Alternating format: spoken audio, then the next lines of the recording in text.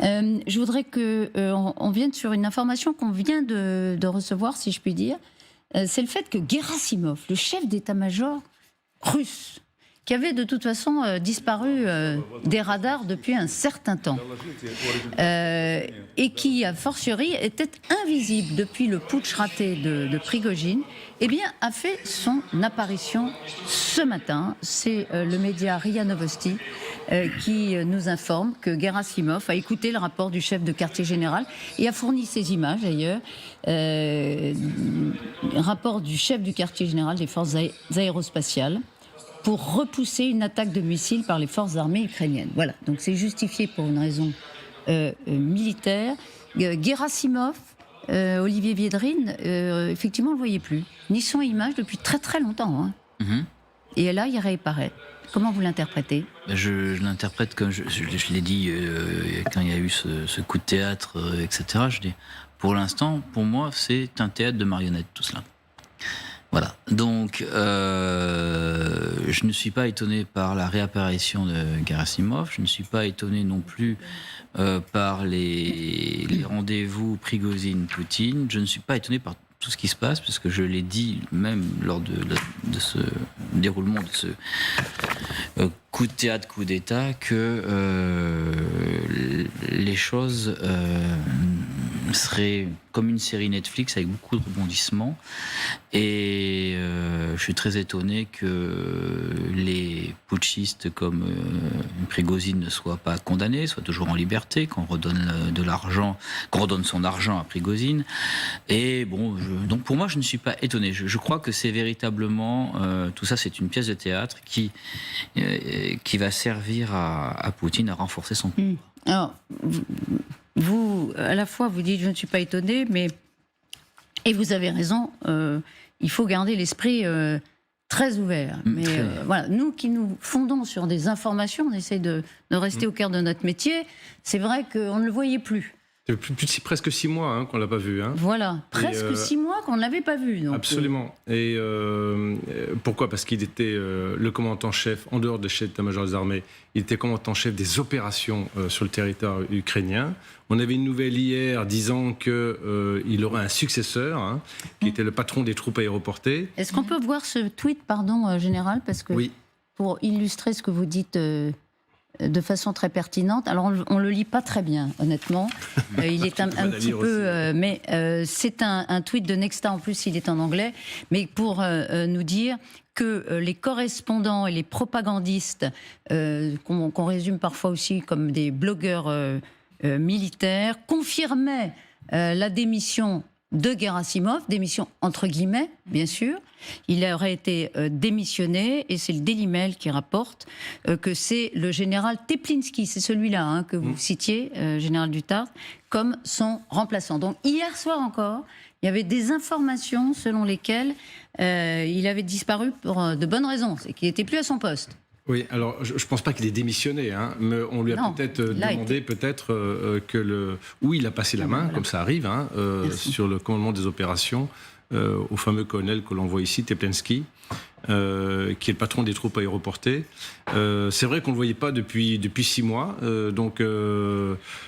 moi, je ne pense pas que ce soit un théâtre de marionnettes, mais la vie est un théâtre, est un grand théâtre, de toute manière. La vie est un théâtre, quand Shakespeare l'a dit. Je parle sous contrôle de Macha. Absolument, sous contrôle de Shakespeare, je parle. La vie est un théâtre. Vous ne pensez pas que c'est un théâtre de marionnettes ? Parce que, à votre avis, tout ça... Non, entre guillemets, c'est assez logique. Moi, je ne suis pas sûr, par exemple, parce que Olivier en parlait tout à l'heure, mais je ne suis pas sûr que Prigojine soit à Moscou. Moi, je ne sais pas, tout le monde dit qu'il est à Moscou, moi, j'en suis pas sûr. Sur la base du déplacement de ses avions privés. Oui, mais bon... Non, mais c'est vrai. Son avion est allé aussi... en Biélorussie. À Minsk. Oui, à Vilnius, mais on l'a pas vu. C'est pas possible que vous êtes dedans. Il n'est pas forcément dans l'avion. Non, mais il y a eu des photos qui laissaient penser qu'il était à Moscou. On n'a eu aucune photo. Ouais. Mais est-ce que vous pensez, parce que pour faire un peu le lien entre ce que disait Olivier Védrine et vous-même, il avait disparu depuis 6 mois, ça c'est vrai. Donc sa réapparition est un événement. Oui. Mais est-ce que c'est purement de façade ? Est-ce qu'effectivement il est totalement disqualifié ? ce qui n'est plus chef d'état-major. Est-ce qu'on peut avoir ces images-là? C'est forcément Moscou est derrière la diffusion de ces images. S'il n'était plus à la tête de l'armée. En fait, dans le fond, on peut poser la question comme ça. S'il n'était plus à la tête de l'armée, on ne le verrait pas comme ça dans une réunion technique, en fait, avec le patron de la défense aérospatiale. Shoigu est en place, Gerasimov est en place. Donc ça veut dire qu'ils n'ont pas été virés. Tout à fait. Par Poutine. Absolument. Et ça veut dire qu'ils gardent la confiance du président Poutine, ce qui n'est pas forcément le cas de Prigojine, parce que le président Poutine avait dit quand même « je vais le buter ». Non, il n'a pas dit ça. Non, il n'a pas dit ça. Pas porte. Non, mais c'est ce que Loukachenko... Attends, vous avez raison. Excusez-moi. Ah non, Loukachenko a suggéré à Poutine. Non, c'est Poutine qui a dit je vais le buter. Et Loukachenko a dit non, surtout fais pas ça. Ah oui, pardon, vous avez raison. Excusez-moi, heureusement. Il va même vous redonner êtes son plus arme. organisé que moi. C'est quel épisode de série de Netflix? Vous avez raison. Il a dit je vais le buter, mais c'est Loukachenko qui a raconté ça. Il a dit non, c'est pas sûr que ça soit vrai en même temps. Vous savez, chacun raconte ce qu'il veut. C'est Matrix notre affaire. C'est shakespearien. Et Loukachenko a déclaré qu'il avait sauvé Poutine. Shakespeare, c'est plus lisible que Poutine. Oui. Quand même. Oui, ah non, absolument. Shakespeare, c'est plus lisible que Poutine.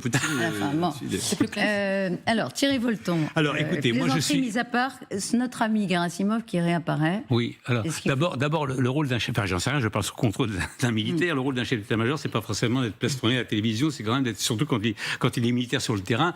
Bon, c'est un peu normal qu'on le voit pas trop souvent, je peux le dire. Voilà, donc on va pas s'étonner qu'il ait été si longtemps absent des écrans. Maintenant, première chose, rien ne prouve que ces images sont d'aujourd'hui, première chose. Ça peut être des images anciennes. Que le fait que ça reparaisse aujourd'hui, ce n'est pas un hasard, compte tenu du blog dont on a été question, ou du tweet qui a été question tout à fait avec le colonel Teblinski, qui devrait remplacer Gerasimov d'une façon. Oui. Donc c'est une façon de couper la rumeur, si je puis dire. Maintenant, je pense fondamentalement qu'il est encore trop tôt pour savoir exactement les effets de tout ça, qu'on est encore à chaud, si je puis dire, même si on est à 15 jours ou à peu près, 15 jours des événements. C'est un événement considérable qui s'est passé, à mon avis, et qui a ébranlé tout le système, même si évidemment c'est peut-être de la comédie, ça je ne sais pas, je ne peux pas en juger, on le verra plus tard d'ailleurs, on le saura d'ailleurs à un moment donné, forcément l'histoire passera, l'histoire passe forcément toujours, donc on sait la vérité. Pas forcément quand on est contemporain, mais en tout cas plus tard on le sait. Bref, donc on verra. Moi je sais pas, je peux pas vous dire. Je pense que ces deux personnages, c'est-à-dire Gerasimov et Shoigu, sont peut-être quand même sur un siège éjectable, compte tenu pas forcément de Prigojine, mais compte tenu des résultats piètres de l'armée russe. Donc à un moment donné, il y aura peut-être effectivement un changement. Alors on mettra certainement pas ça sur le compte de Prigojine, parce que c'est pas l'intérêt de Poutine de mettre ça sur le compte de Prigojine, parce que ça veut dire qu'il aurait cédé, mais peut-être qu'il a effectivement des intentions dans un remaniement, si je puis dire, général, qui aura forcément lieu, mais au compte-gouttes, il y aura peut-être des changements. Voilà ce que j'ai à dire là-dessus. En tout cas, il est là. Ça veut quand même dire qu'il est là, que Moscou a fait en sorte qu'on sache qu'il est là, qu'il n'a pas disparu. On ne sait pas ce qui lui est arrivé toutes ces dernières semaines. Mais là, il semble être remis en selle par Poutine. Excusez-moi, il a peut-être été sécurisé, comme on pourrait dire. C'est-à-dire que souvent, dans ces cas-là, on le prend dans un coin et on l'interroge pendant 48 heures, 72 heures, autant de temps qu'on veut, pour savoir s'il est fiable, etc. C'est aussi une possibilité. Il a été scanné, vous voulez dire, par des interrogatoires. Voilà, exactement, serré. Qui lessivent le cerveau et qui permettent de savoir s'il était dans le coup de Prigojine ou pas. Il y en a un qu'on n'a pas revu, c'est Surovikin. Donc voilà, en tout cas, Gerasimov est là et Poutine n'a pas changé son chef d'état-major, qui a d'ailleurs, Macha, fait bombarder ce matin un centre d'aide humanitaire ukrainien à Orikhiv, dans le centre de l'Ukraine, près de Zaporijjia. Oui, tout à fait. Et aussi Nikolaev a été bombardé cette nuit. Ouais. Donc les bombardements sur l'Ukraine, mais là c'est un centre d'aide humanitaire. Regardez, c'est encore plus cruel, si on peut le dire, encore plus inhumain, évidemment, de frapper un centre de distribution d'aide humanitaire dans une zone résidentielle.